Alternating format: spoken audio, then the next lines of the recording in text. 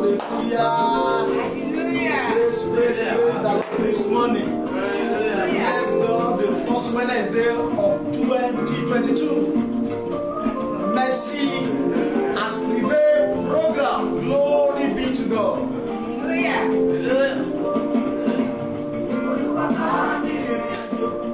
Mercy of God will done this year with you. I know all of my body and God. All right, the man died.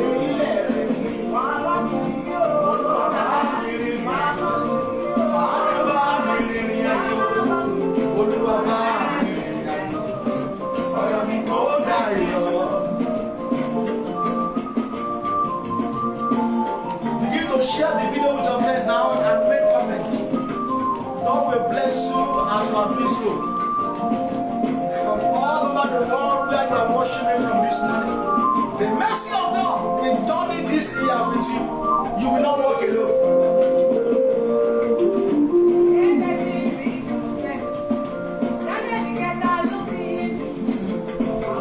It was the mercy that done it with the Hebrew, with the three Hebrew inside the fiery furnace. The mercy of God will done it this year with you.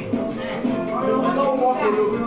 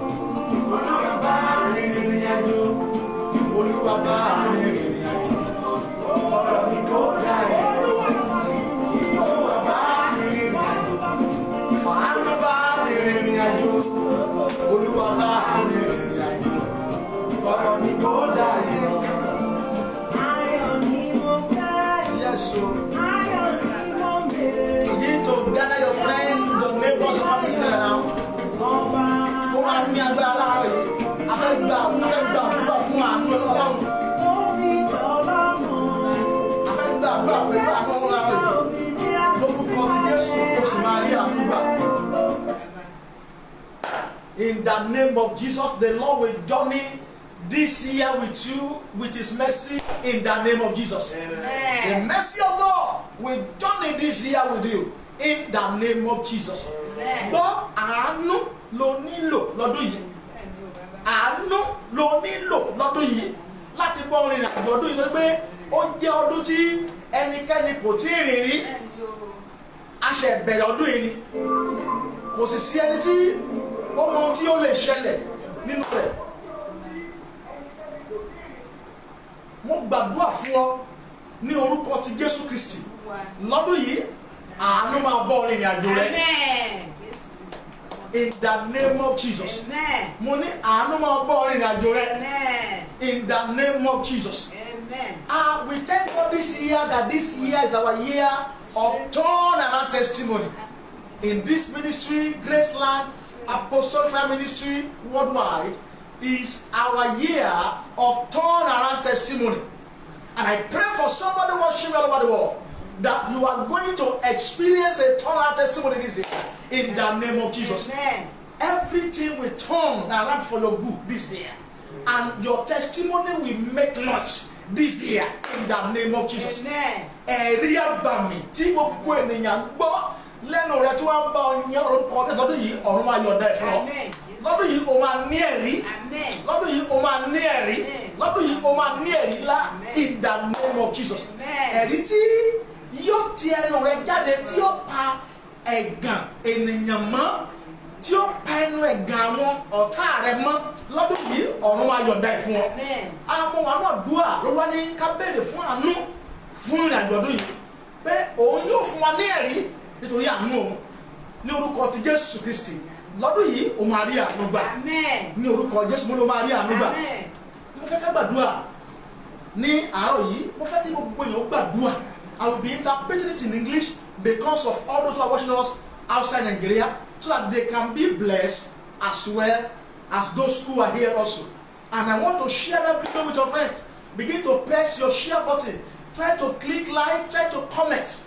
And as I do so, the mercy of God will envelop you, and the mercy of God shall prevail for you this year in the name of Jesus. In the name of Jesus. You are going to cry to heaven. You say, my Father, my Father, my Father, my Father, journey this year 2022 with me with your mercy. Let your mercy journey this year with me from January to December. Let your mercy journey this year with me. Olúwa jẹ́ kí àánú rẹ kọ́ mi ìrìnàjò ọdún yìí láti January di December. Fi àánú bá mi rìn. Ó yá àdúrà. My Father, Lord, let your mercy journey this year with me in the name of Jesus. From January to December. Fàánú bá mi lọ́dún yìí. Abéèrè fún àánú ńlá lórúkọ Jésù. Olúwa àánú rẹ fi bá mi rìnàjò ọdún yìí. Abéèrè fún àánú tí ó tún rìn ìrìnàjò ọdún yìí lórúkọ Jésù. Ọdún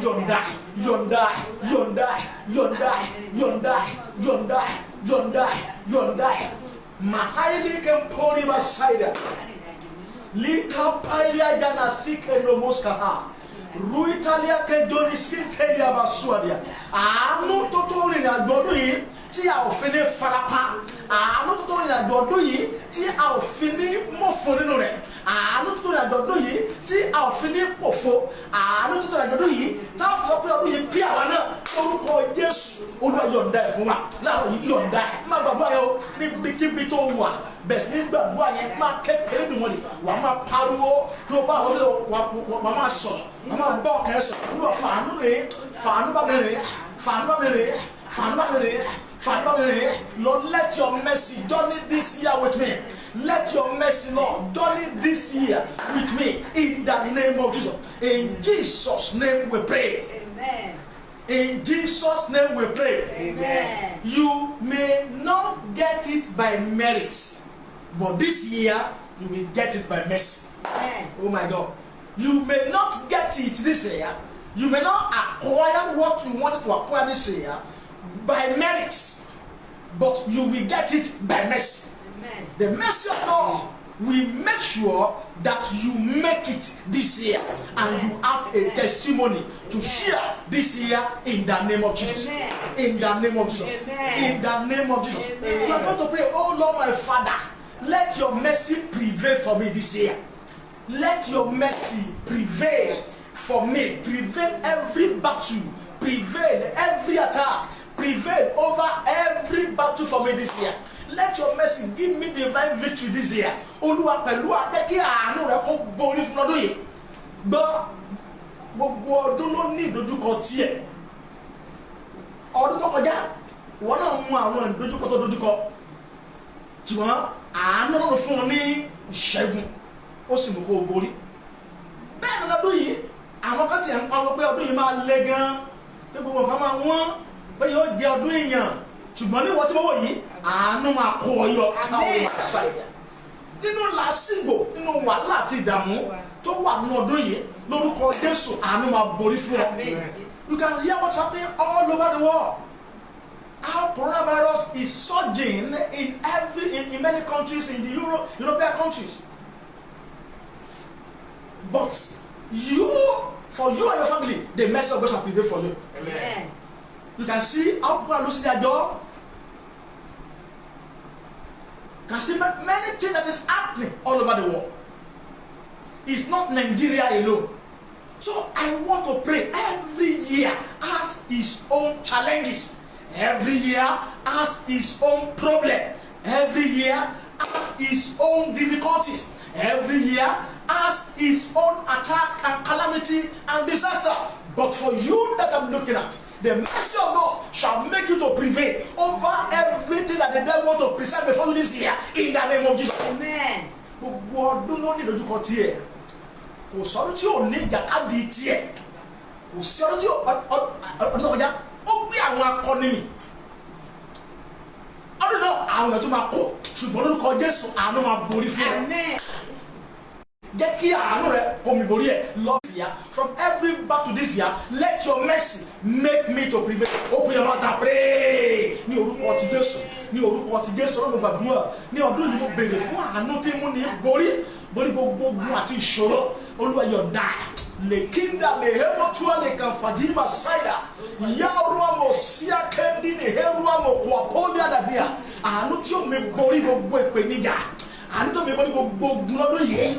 Èyí tí ó gbọ́dọ̀ fẹ́ gbé sójú ọ̀nà mi. Àánú tí ó kọ mi yọ lọ́dún yìí. Kó nu gbogbo ewu gbogbo. Kò sí ọdún tí kò ní ewu tiẹ̀. Marika paida saida kantalima polia ba saida. Yeru mi kintoniba. Àánú tí ó kọ mi yọ. Èmi àti ilé mi nínú gbogbo ewu lọ́dún yìí. Àánú àwọn tó ń wọ̀ wáyé. Àánú tó máa kó wájọ nínú ewu àti ìjàmbá. Lórúkọ Jésù rẹ̀ yọ̀ǹda. The mercy of God that will make me to prevail this year. That will make us to prevail every circumstance, and make us to prevail every challenges, and make us to prevail over marital challenges this year. The mercy of God that makes us to prevail over financial challenges this year. The mercy of God that makes us to prevail over ministerial challenges this year. The mercy of God that will make us to prevail over spiritual challenges this year, or challenges the enemy that the demon may want to present before us. The mercy of God that will make us to prevail. Lord, release it now. Release your mercy. Release your mercy. Release your mercy. You are the God that is full of mercy. You are so rich in mercy. In Jesus' name we pray. Amen. In Jesus' name we pray. Amen. Oh Lord, envelop me with your mercy. Envelop me with your cloud of mercy this year. Envelop me and my family with your cloud of mercy this year. Olúwa fi ìkúùkù àánú rẹ bò lọ́dún yìí àti lẹ́nu. Ẹ̀dẹ̀gbẹ́ bí ìkúùkù bá bojú ọjọ́ ó fi ìkúùkù bọ ọmọ Ísírẹ́lì. Àwọn ọ̀tá wọn ò ráyè rí wọn nígbà tí wọ́n ń lọ. Ìkúùkù wà ní Íjíbítì. Ó fi ìkúùkù bọ ọmọ Ísírẹ́lì. Mo gbàdúrà ìkúùkù àti ọ̀run àánú máa ṣíji bọ̀ lọ́dún yìí. Mo ní ọ̀run àánú máa ṣíji bọ̀ lọ́dún yìí. Olúwa fi ìkúùkù ọ̀run àánú rẹ bò mí lọ́dún yìí àti ilé mi kí ọwọ́ ayé má ṣe ká mi. Ó yá àdúrà ní orúkọ ti Jésù. Ní orúkọ ti Jésù. Olúwa fi ìkúùkù ọ̀run àánú rẹ bò mí lọ́dún yìí. Let cover me, Lord, with your cloud of mercy this year. Cover me, Lord, with your cloud of mercy this year. Let your cloud of mercy, your cloud of great mercy cover me and my family this year. Lord, in my going out and my coming in is a mercy for the journey. We are praying for mercy for the journey of year 2022 that we just started. Lord, let your mercy cover me. Let your mercy cover me and my family. Let your mercy cover me, Lord. Let your mercy cover me, Lord. In the name of Jesus. In the mighty name of Jesus. In the mighty name of Jesus. In the mighty name of Jesus. In the mighty name of Jesus. In Jesus' name we pray. Amen. In Jesus' name we pray. Amen. God is set to show you mercy this year, and you will surely enjoy the mercy of God. You will surely enjoy the mercy of the living God. Mercy is what we need. Mercy is what we need. And I'm going to tell you 10 reasons why the mercy of God must done with you this year. In a short while, I'm going to be preaching unto you 10 reasons why the mercy of God must journey with you this year. I pray for you that the mercy of God will make the journey of this year to be easy for you in the name of Jesus.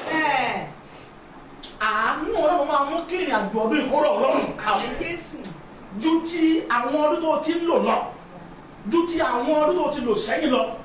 Àánú tó máa rí gbà láàárọ̀ yìí yóò mú kí ìrìn àjò ọdún yìí kó rọ̀ Ọlọ́run láti rìn. The mercy of God shall make the God of this year to be easy for you in the name of Jesus. In the name of Jesus. Mo gbàdúrà fún ẹnìkan tó ń wò mí gbogbo tó lé ní January tọwọ́ rẹ̀ ò tẹ̀ lọ́dún tó kọjá tọwọ́ rẹ̀ ò tẹ̀ ohun tó fi ọdún tó kọjá lé tọwọ́ rẹ̀ ò tẹ̀ lọ́dún yìí ọwọ́ rẹ̀ máa tẹ̀ pẹ̀lú àánú. Àánú máa mú kí ọwọ́ rẹ̀ ó tẹ̀. Mo ní àánú máa mú kí ọwọ́ rẹ̀ ó tẹ̀. And I pray for somebody watching me, this year shall be a beginning of a better, bigger and greater things in your life and your family in the name of Jesus. Amen. Your business will flourish this year. Amen. Your marriage will flourish this year. Amen. Your spiritual life will flourish this year. Amen. In the name of Jesus. Amen. By the mercy of God, God will show mercy unto you and your family. Amen. And the mercy of God shall make you to escape on every onslaught of the devil in the name of Jesus. Amen. In the name of Jesus. Amen. The mercy of God will fight your battle this year. The mercy of God will fight for you this year. Amen. In the name of Jesus. Amen. Let's look at the book of Esther. Esther chapter 6 verse 13. Esther chapter 6 verse 13. It says, and Haman told Zeresh, his wife, and all his friends everything that had befallen him.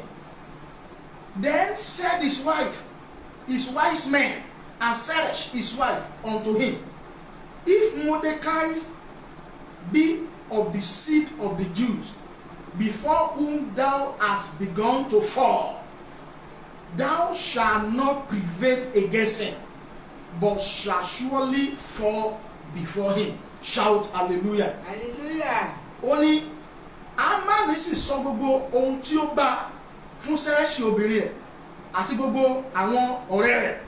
Nígbà náà ni àwọn ènìyàn rẹ̀ amòye àti Zeresh obìnrin rẹ̀ wí fún un pé bí Mordecai bá jẹ́ irú ọmọ àwọn Júù níwájú ẹni tí ìwọ ti bẹ̀rẹ̀ sí ní ṣubú náà, mo gbàdúrà fún ẹnìkan láti ní lọ ọ̀tá rẹ̀ máa bẹ̀rẹ̀ sí ní ṣubájú rẹ̀. Mo ní ọ̀tá rẹ̀ máa ṣubájú rẹ̀. Your enemy will begin to fall before you this year. Amen. Every enemy that is rising against your destiny, as Haman fall before Mordecai in the name of Jesus. Amen. Before Mordecai, by the mercy of God, Mordecai received mercy, and Haman began to fall before him, to the extent that his wife and all his wise men knew that he has started falling. I pray your enemy will fall before you this year. Call him aside. Your enemies will fall before you this year. That problem that has been standing against you shall fall. Amen. That Goliath of your father's house shall fall. Amen. That your sworn enemy shall fall this year.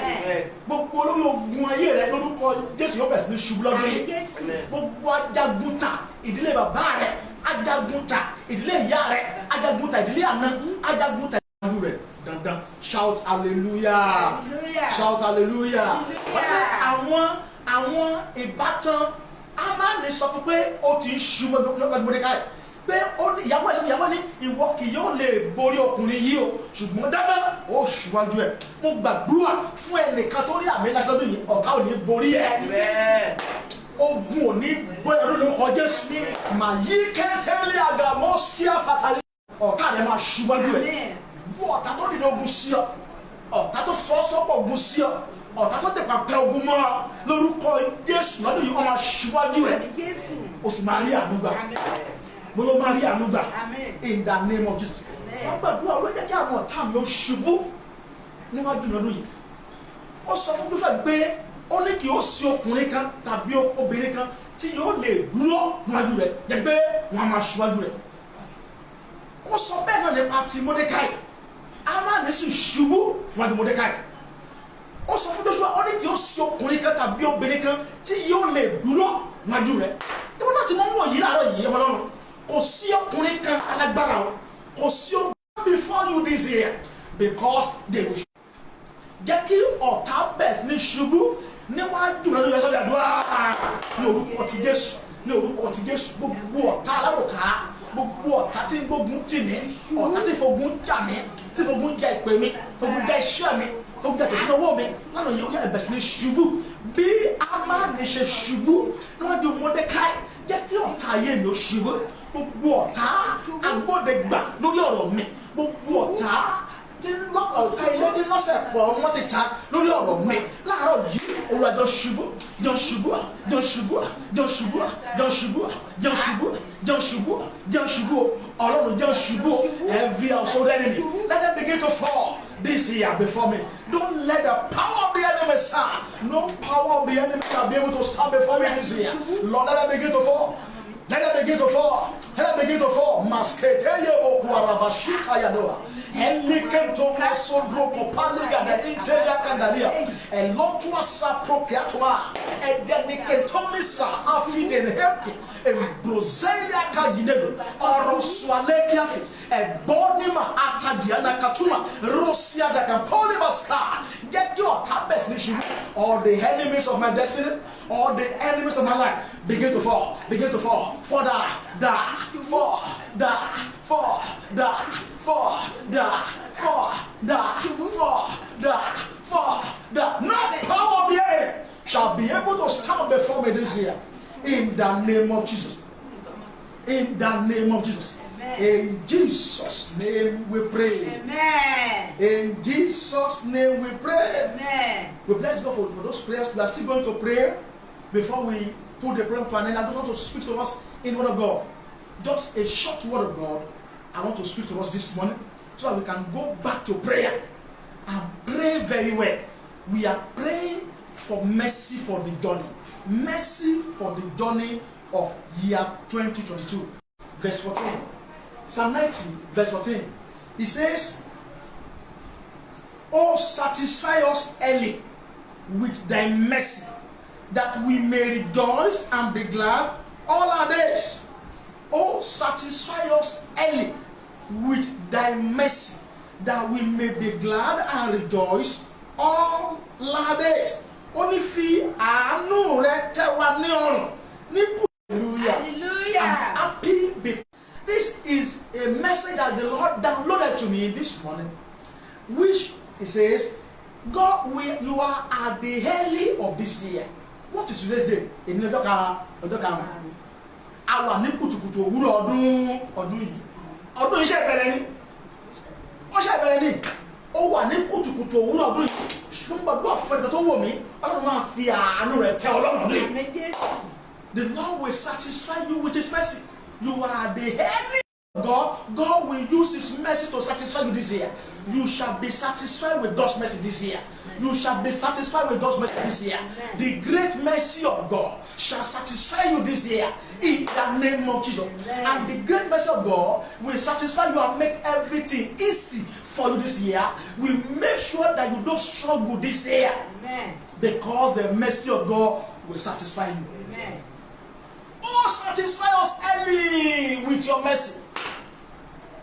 When the mercy of God has come to you early of your years, early of your age, tí kìí ṣe ìgbà tí Ọlọ́run máa tètè fi àánú ṣàánú fún ọ, kó o dá kẹrin ṣe ní àkókò, kó o kọ́lé ní àkókò, kó o ra mọ́tò lákòókò, oore àkókò, àánú àkókò, lọ́dún yìí ọ̀run máa jogún ẹ̀ fún ọ.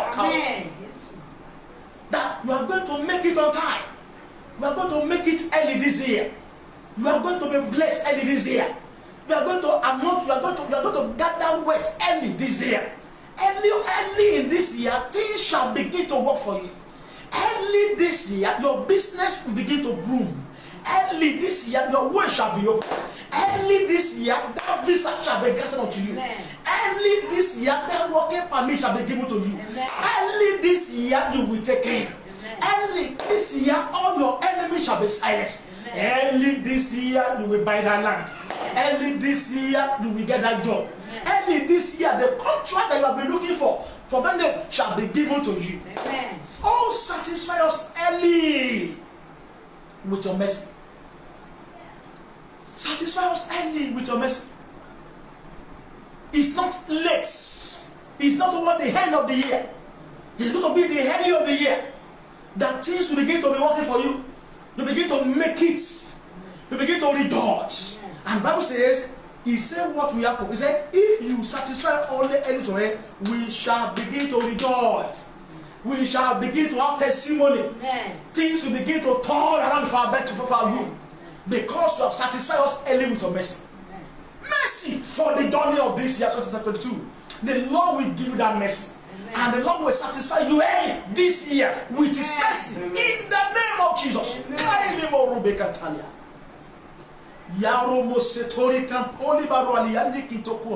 He said, we shall rejoice when the early mercy of the Lord has come unto us. We shall begin to rejoice when His early mercy has enveloped us. We shall begin to rejoice when the early mercy of God has uncovered us, has encamped with us. We shall rejoice. Ó ní inú wa yóò sì máa dùn. Mo gbàdúrà fẹ́ nìkan jáde ọdún yìí inú rẹ̀ máa dùn. Amen. Jésù. Jáde ọdún yìí o máa rẹ́rìn. Amen. You will rejoice. Amen. Throughout this year you will rejoice. Amen. Only and be glad all the days of this year. I pray for somebody watching me. When the Lord has satisfied you early with His mercy, you will rejoice and you shall be glad all the seconds, all the minutes, all the hours, all the days, all the weeks, all the months of this year. Amen. You will not use all the days of this year to cry. Amen. You will not use all the days of this year to mourn. Amen. You will not use all the days of this year in lack. You will not use all the days of this year to borrow. Amen. You will not use all the days of this year to struggle. Amen. Because you are going to be glad and rejoice throughout all the days of this year. Mercy for the journey. Mercy for the journey of this year. Satisfy us early with your mercy, so that we may rejoice and be glad. May rejoice and be glad throughout all the days. And let's look at the second scripture. I want to run it quickly because my time. You can look at it. Let's look at it. The book of Hebrews chapter 4, verse 16. Hebrews chapter 4, verse 16. It says, Hebrews 4, 16. He says, let us therefore come boldly unto the throne of grace, that we may obtain mercy and find grace to help in time of need. Oh, I love that scripture. Only, nítorí náà, ẹ jẹ́ kí a wá sí ibi ìtẹ́ oore ọ̀fẹ́ pẹ̀lú ìgboyà, kí a lè rí àánú gbà, kí a sì rí oore ọ̀fẹ́ láti ní ìrànlọ́wọ́ ní àkókò tí ó wọ̀, ní àkókò tí ó yẹ, in the time of need. Oore ọ̀fẹ́ láti máa rìn lọ́wọ́ ní àkókò tí ó yẹ, ní àkókò tí ó wọ̀. Ẹ ká fi ìgboyà wá sí ibi ìtẹ́ oore ọ̀fẹ́. We have come to the throne of grace this morning, so that we might obtain mercy, so that we can find grace to help in the time of need. Look at it, beloved. There is going to be a time of need this year. That is why you need to come to the throne of grace, so that you can receive mercy. You are going to have a time of need. Ó ní àkókò tó nílò nǹkan kan lọ́dún yìí. Àkókò tó nílò ìrànlọ́wọ́ máa wá lọ́dún yìí. Amen. Ṣùgbọ́n ní gbogbo àkókò tó bá gbọ́dọ̀ tó fún ìrànlọ́wọ́, àánú máa sọ̀rọ̀ fún ọ. Kárí máa sáìdìá. Mílíkì tó máa sáìdìá. Ní gbogbo àkókò tó bá gbé omi sókè pé Olúwa, báwo ni màá ṣe ṣe? Owó skul yìí báwo màá ṣe san? Owó ilé yìí báwo màá ṣe san? Àwọn kan báwo ṣe ṣe lórúkọ Jésù, ó máa rí àánú gbà. Amen. Jésù. There's going to be a time of need this year. Don't let anybody deceive you. You are going to get to a point this year that you will need the help of man and the help of God. At that moment, what you need is the mercy of God to speak for you. Amen. It's the mercy of God to speak for you. Amen. It's that so we can have help in the time of need. In the time, you're going to need security. You're going to need preservation. You're going to need protection. You're going to need money this year. You're going to need favor this year. But any moment before your needs arises this year, the Lord will meet it with His mercy. Amen. Before your needs arises this year, the Lord will meet your needs with His mercy.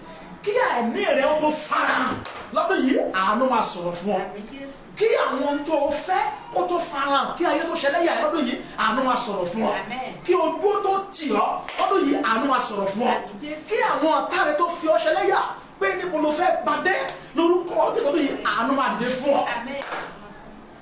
Milino kwale fidu ni moriade dum kwa fabiando olia maska etori makapoli badwane efi eduni masaita kapol. So I might find grace to help in the time of need.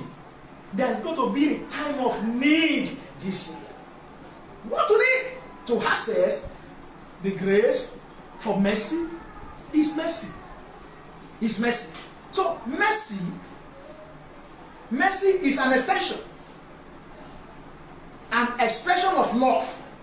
It is an act of kindness, compassion, or favor towards you. That is, mercy is an extension, an expression of God's love for you. And other one, mercy is an act of kindness, compassion, and favor of God towards you. And the third dimension, mercy is an attribute for a bailout. When you are in time of need, the mercy of God will bail you out this year. The mercy of God will bail you out this year. The mercy of God will bail you out this year. Mercy is an attribute for a bailout. Therefore, he said, let us come boldly to the throne of grace that we might obtain mercy and find grace to help in time of need. So you can't obtain mercy. You can't access mercy. You can't access grace rather on the throne without first obtaining mercy. You can't access grace when you come to the throne of grace. You can't see that grace to help. You start see that grace for people to be helping you, to assist you, to help you to carry on your load this year until you first of all obtain mercy. So mercy must go first for you to obtain grace at the throne of grace. So the mercy of God. O lè rí orí ọ̀fẹ́ gbà níbi ìtẹ́ orí ọ̀fẹ́ tó bá kọ́ rí àánú gbà ìtumọ̀ nìyẹn bí o bá fi ìgboyà wá síbi ìtẹ́ orí ọ̀fẹ́ láti rí àánú gbà láti ní ìrànlọ́wọ́ ní gbogbo ìgbà tí o bá nílò ẹ̀ o lè rí àánú yẹn o lè rí orí ọ̀fẹ́ yẹn gbà bí wọ́n yẹ pé o kọ́kọ́ rí àánú gbà àánú ni máa ń ṣílẹ̀kùn orí ọ̀fẹ́ fún yẹn àánú a máa ń ṣílẹ̀kùn orí ọ̀fẹ́ láti rí ìrànlọ́wọ́ gbà ní àpò tí ó wọ̀ àti ìgbà tí ó wọ̀. The mercy of the Lord will give you access to the throne of grace this year. The mercy of God will give you access to the throne of grace this year. The mercy of God will give you access to the throne of grace this year, so that you can obtain her at such when due and such when needed this year. And grace is not available unless you access mercy. Grace. It cannot be available for you this year unless you access mercy. I pray for somebody this year. The grace that will make mercy available, the mercy that will make grace available for you this year, receive it now. The mercy that will make you to access the throne of grace for help this year, receive it this year. Receive it now. Receive it now. Receive it now. Receive it now. Receive it now. Receive it now. Receive it now. I receive it in the name of Jesus.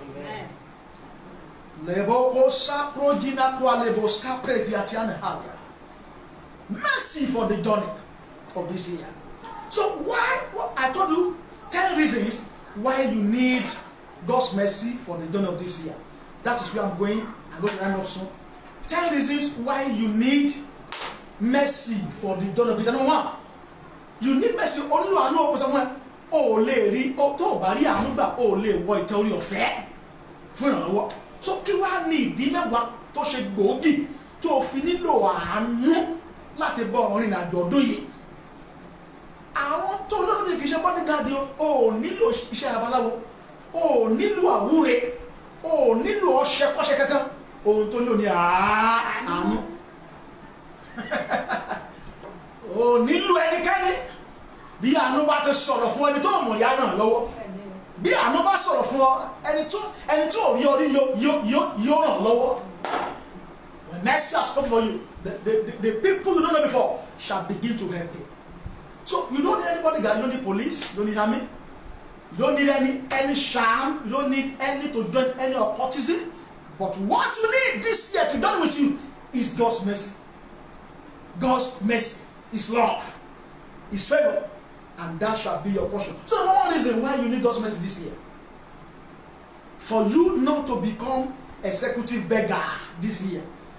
Kó má bàa máa tọrọ jẹ lọ́dún yìí, onílò àánú.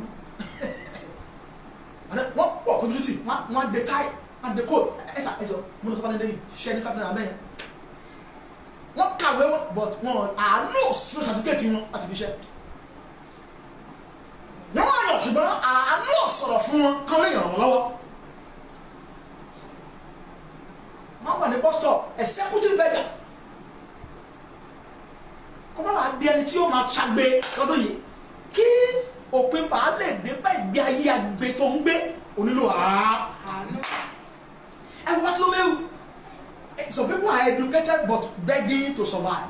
They are educated, they are well read, well lettered, but begging to survive. That will not be your portion this year.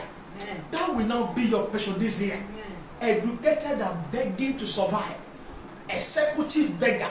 That will not be your portion this year. The mercy of God will speak for you and bail you out of that predicament. So you can say in the love of Bartimaeus, Mark chapter 10, verse 46 to 52.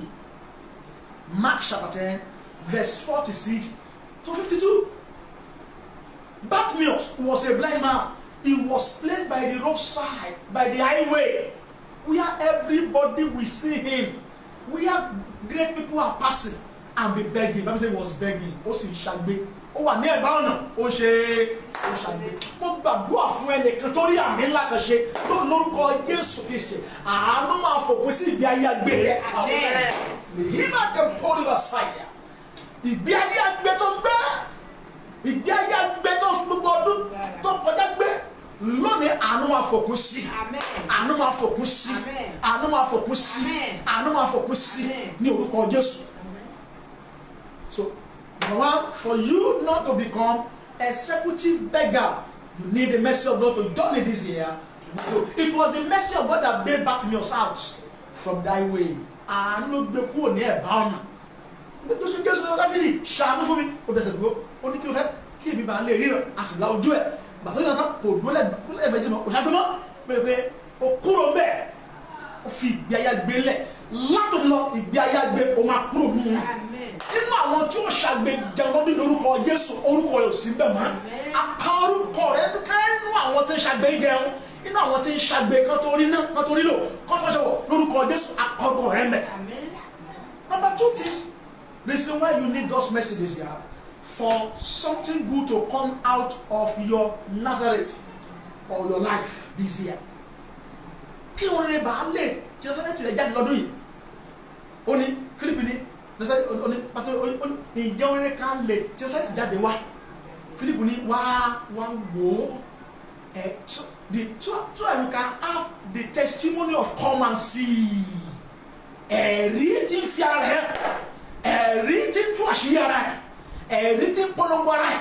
The testimony that will go viral. Come and see what the Lord has done for me. For those who have said nothing good can come out of your life this year, the mercy of God will silence them. And the mercy of God will journey with you and make sure something good come out of your Nazareth this year. In the name of Jesus. Amen. In the name of Jesus. Amen. So number 2, for something good to come out of your Nazareth, you need the mercy of God. Number 3, why you need the mercy of God to journey with you this year? But for you not to experience failure and embarrassment this year. For you not to experience failure and embarrassment this year. Many people are swimming in the oceans of failure. Many people are already swimming in the oceans of failure. You have already been failing in the past, but the mercy of God will terminate failure in your life. You will not be embarrassed this year. By the mercy of God, the mercy of God will put an end to every embarrassment your life is going through, every embarrassment your ministry is going through, every embarrassment your destiny is going through, every embarrassment your career is going through. The mercy of God will terminate it, will put an end to it, will make sure that that failure and that embarrassment expire today. Amen. Kí òpin balẹ̀ dé bá ìjákulẹ̀ àti ìtìjú nínú ayé rẹ̀. Gbogbo ìgbà ló máa dákulẹ̀. Ohun tó nílò ni pé o nílò àánú. Àánú a máa fi òpin sí ìtìjú àti ìjákulẹ̀. Ohun tó mú ìtìjú àti ìjákulẹ̀ wá. Bí ènìyàn bá wà nù kòtò gbèsè, a máa mú ìtìjú wá. It can embarrass you. When you are owing your landlord, it can bring embarrassment. When you can't pay your children's school fees, it can bring embarrassment. When you see your mate flying and you are crawling, it can bring embarrassment. All your mates have gotten married with child, but here you are a chronic bachelors and splitters. It can bring embarrassment. When you are on the spot for many years, wà lójú kan náà fẹ́rẹ́ pé ayé rẹ̀ ò yí padà, tẹ̀síwájú, it can bring embarrassment to you.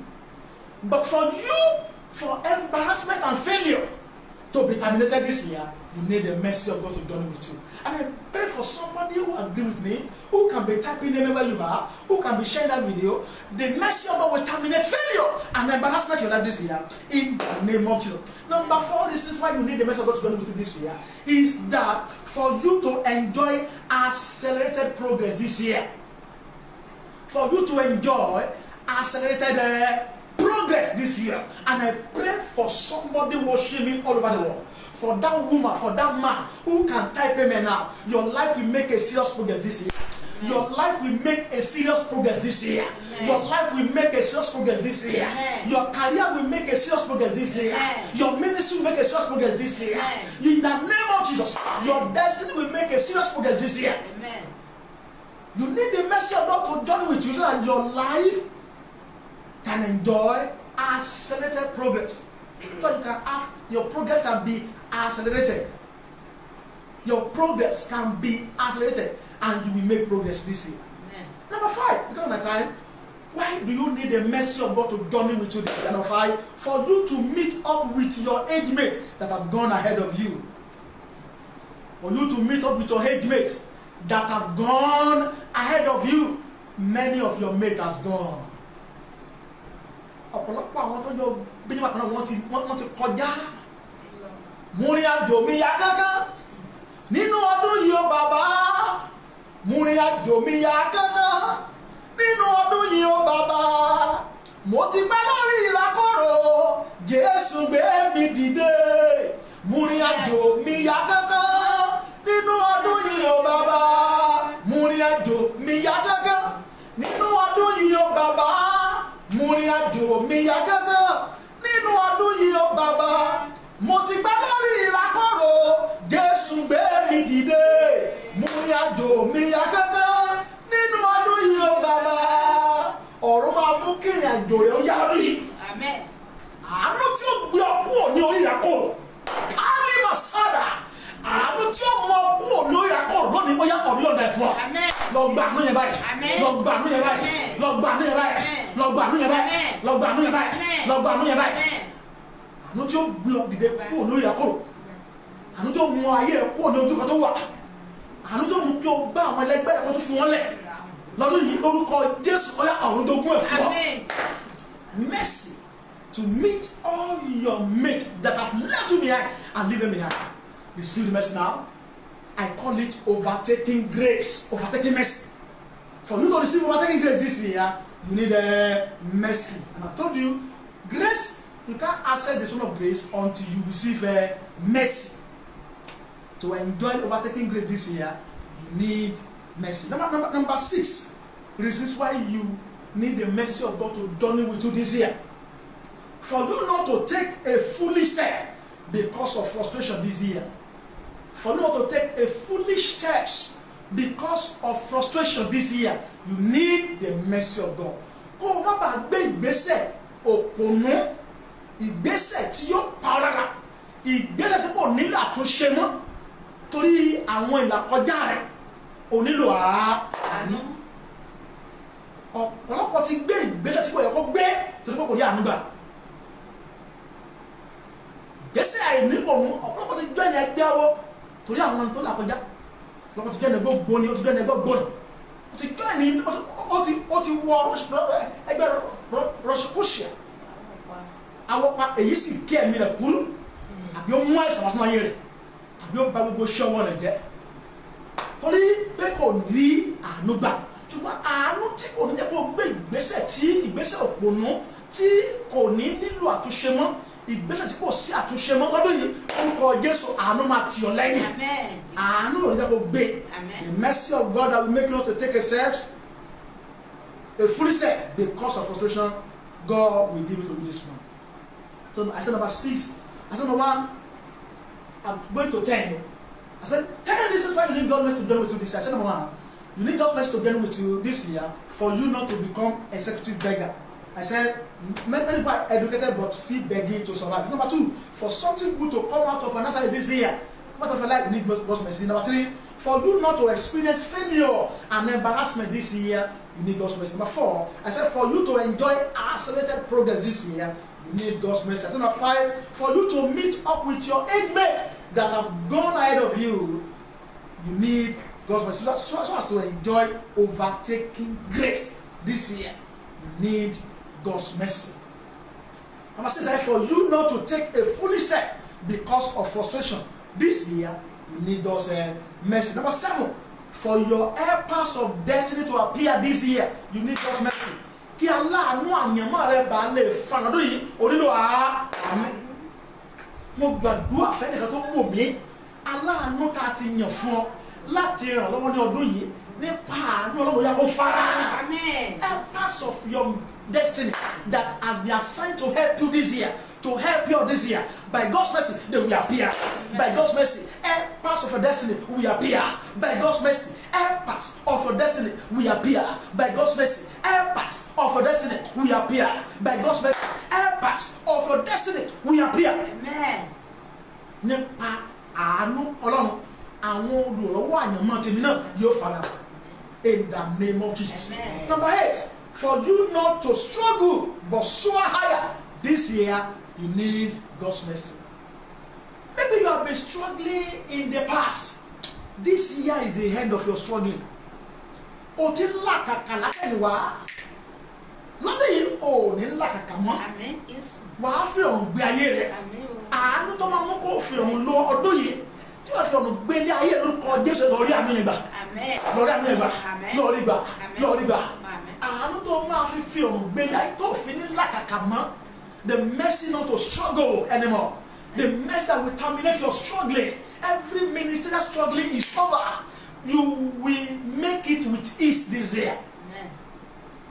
Wàá fi ọ̀run dákẹ́ ẹ̀ṣọ́ lóyún. Amen. Wàá fi ọ̀run kọ́lé. Amen. Wàá fi ọ̀run tọmọ léwe. Lórúkọ Jésù ò ní làkàkà ṣe é. Amen. So for you not to struggle this year, but to taste with ease and to soar higher this year, you need God's mercy. And number 9, for you so that your vision will not lack provision this year, you need God's mercy. So that your vision will not lack provision this year, you need God's mercy. Kí ìran rẹ má bàa ṣe aláìní ìpèsè lọ́dún yìí, ọ̀pọ̀lọpọ̀ ló ní àlá tó dáa, ló ní ọ̀tọ̀ kò rí èèyàn lọ́wọ́. Gbogbo tó nílò orí gbà. So èyí mú kí ìrìn àjò rẹ̀ pẹ́, èyí mú kó dàbí ẹni tí kò mọ̀ ṣe.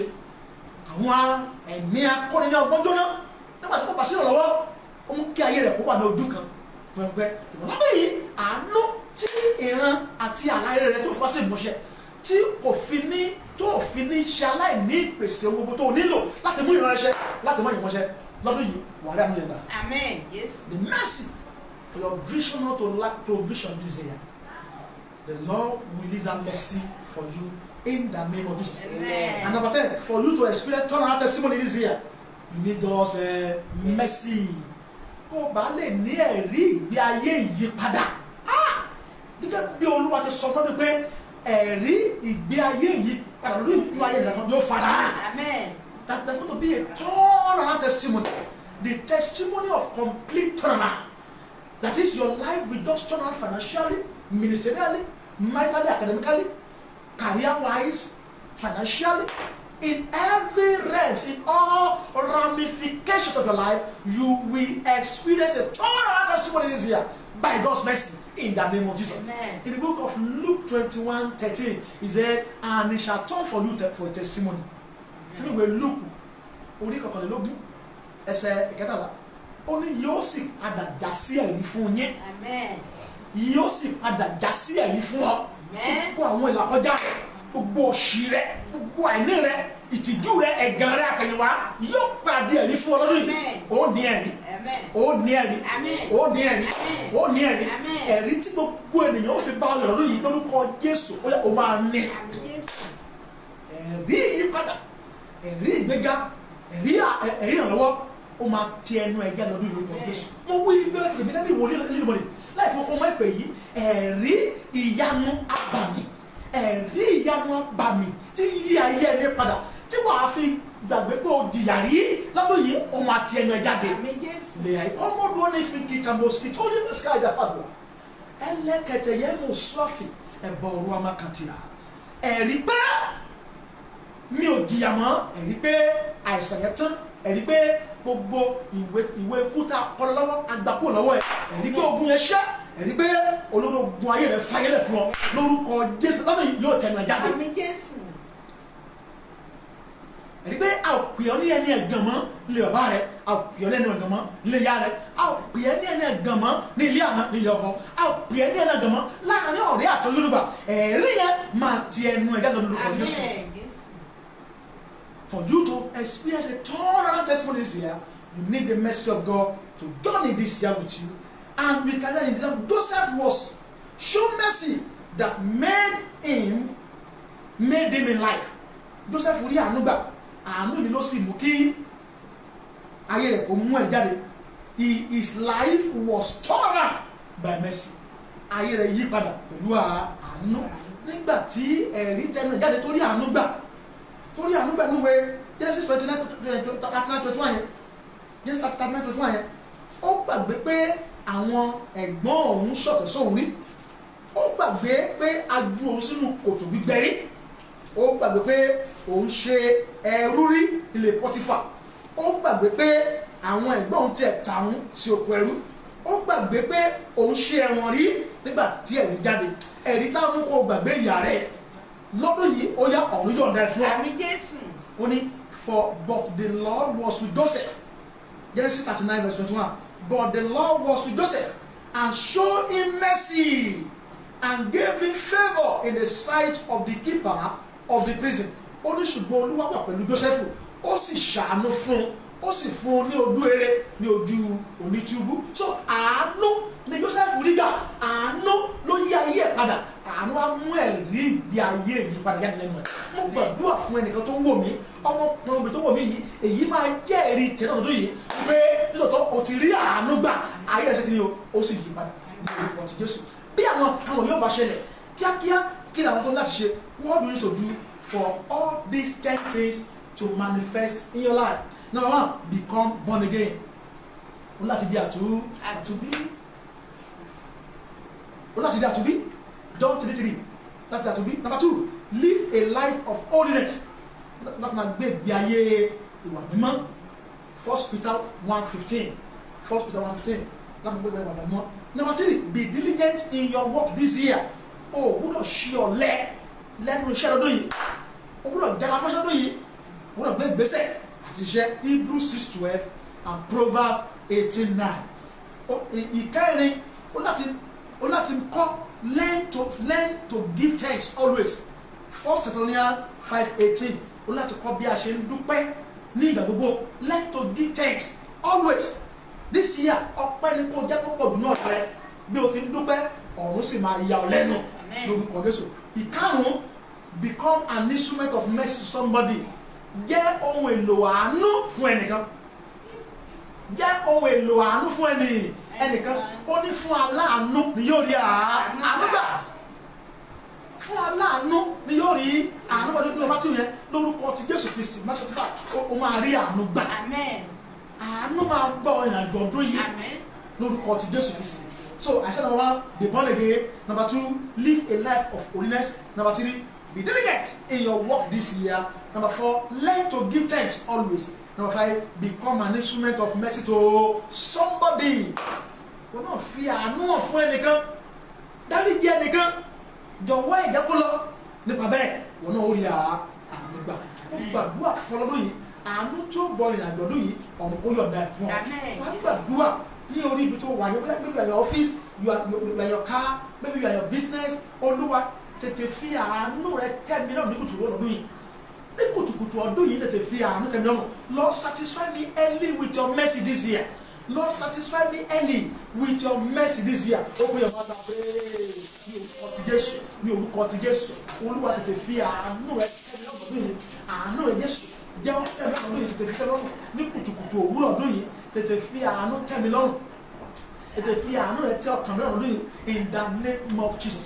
Lord, let your mercy satisfy me early this year. Let your mercy come to me early this year. I need your mercy, Lord, to come to me early this year. Let your mercy come early for me this year. Early. Let your mercy come to me early this year. Lord, I pray for your mercy. Let it come early for me this year. In the name of Jesus. In Jesus' name we pray. Amen. I want to pray. Àánú tí ò ní mú kí n ṣàgbé lọ́dún yìí Ọlọ́run jẹ́ ìrí ìgbà. Mercy that will make me not to become an executive beggar this year. Let me see if you told me your mouth and pray. Ní orúkọ ti Jésù, orúkọ Jésù. Àánú tí mi ò fi ní ṣàgbé lọ́dún yìí. Àánú tí ó bẹ̀ tó kò tó bẹ̀ jẹ́ ayé àgbẹ̀. Lọ́dún yìí máa yé mi tó bẹ̀ jẹ́ ayé àmúlẹ̀gbà. Ìwọ tó fi àánú òfin sí ìdí ayé àgbẹ̀. Tí wọ́n lè bá tó mẹ́rù lórúkọ Jésù. Àánú tí ó fi òfin sí ìdí ayé àgbẹ̀. Tí wọ́n ayé mi jẹ́ ìgbà. In Jesus' name we pray. Number two, for some, àánú tí ó mú kí ohun rere kó ti Násárẹ́tì mi jáde lórí olú ẹ̀yìn gbà. Àánú tó máa mú kí ohun rere kó ti Násárẹ́tì mi jáde lọ́dún yìí Ọlọ́run jẹ́ ìgbà.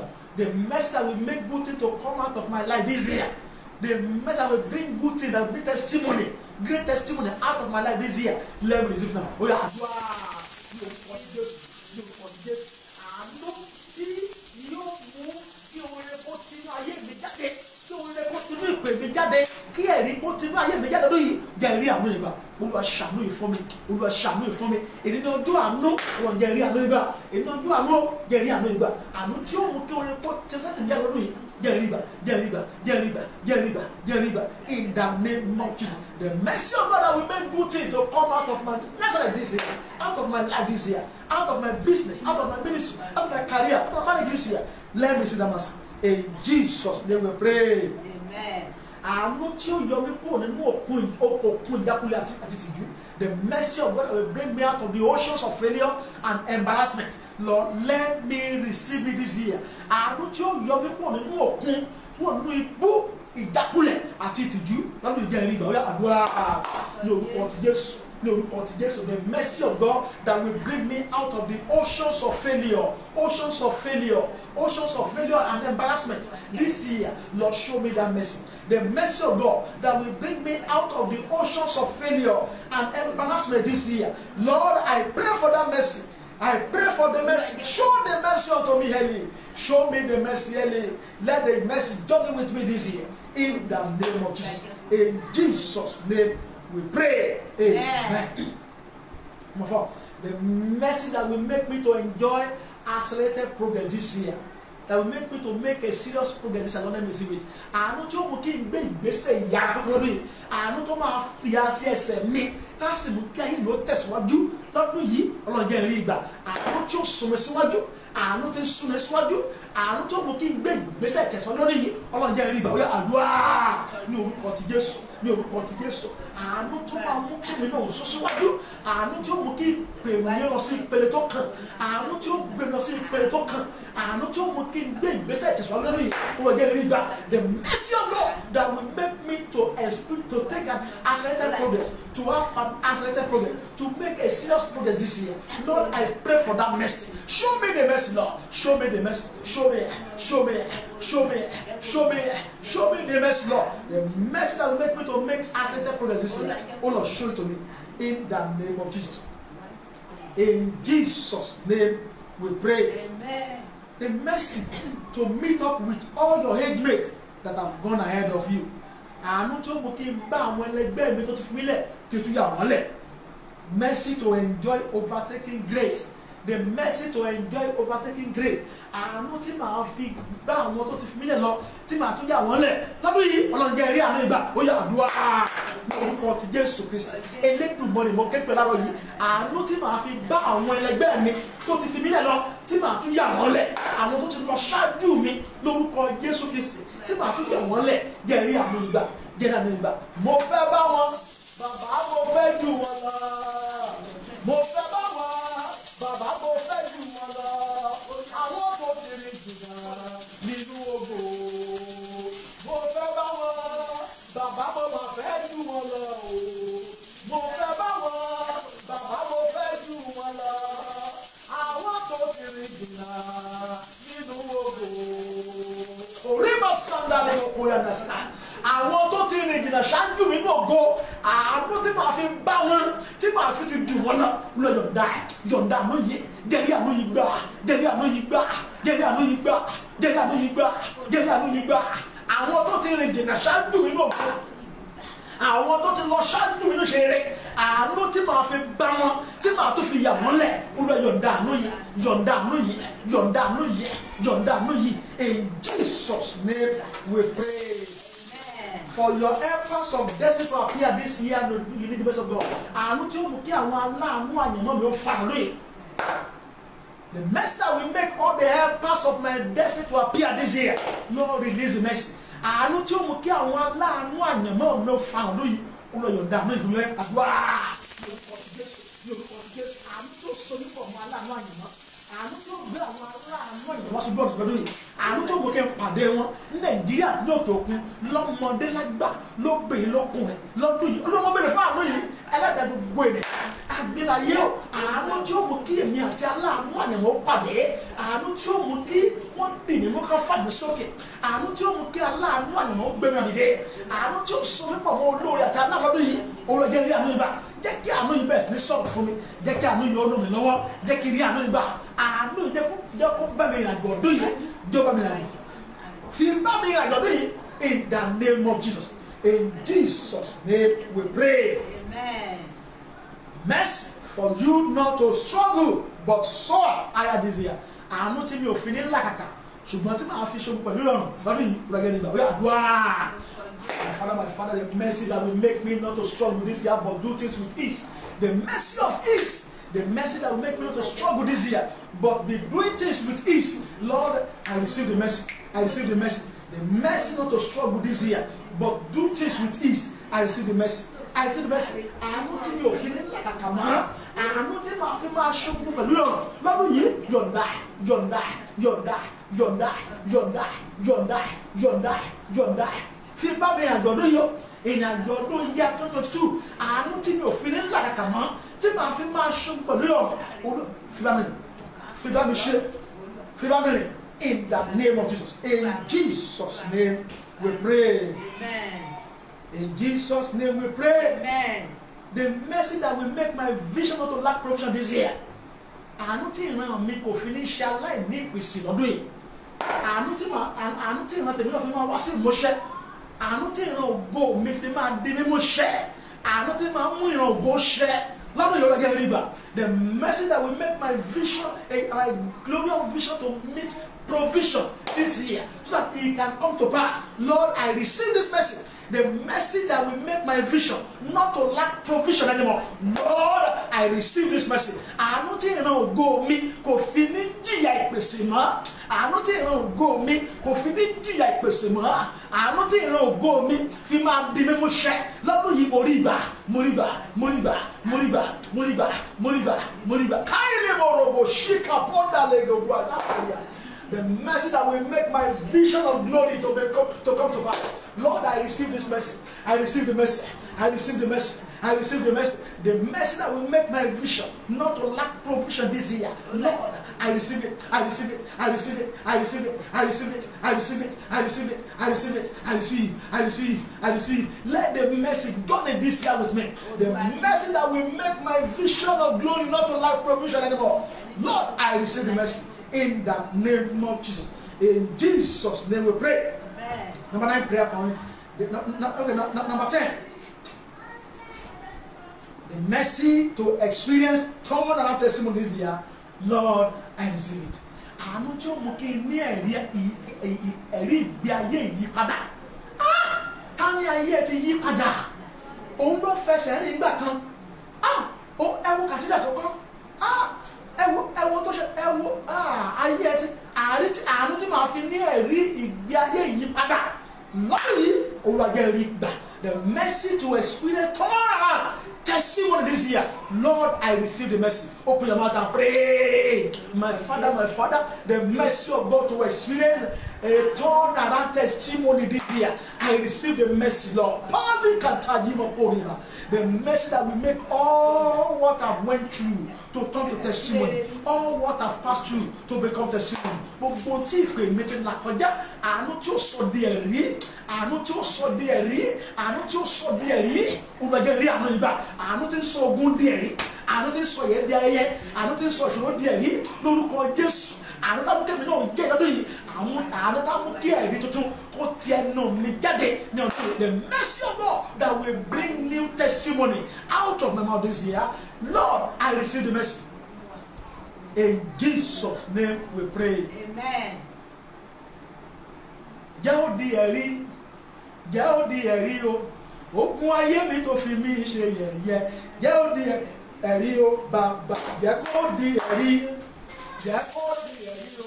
Ogun ayé mi tó fi mí ṣe yẹ̀yẹ́. Jẹ́ ó di ẹ̀rí o bàbá. Jẹ́ kó di ẹ̀rí.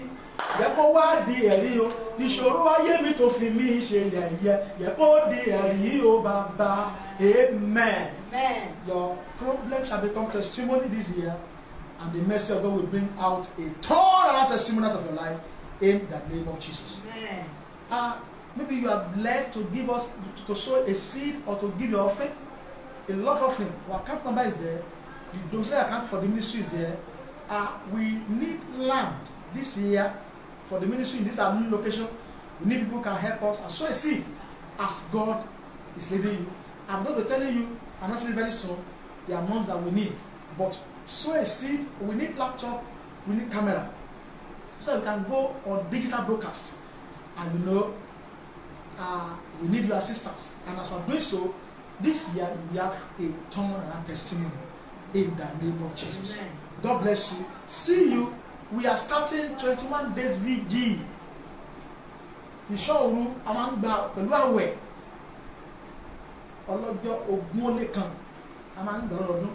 So it will start on the 11th of this month and end on 31st, the last day of this month.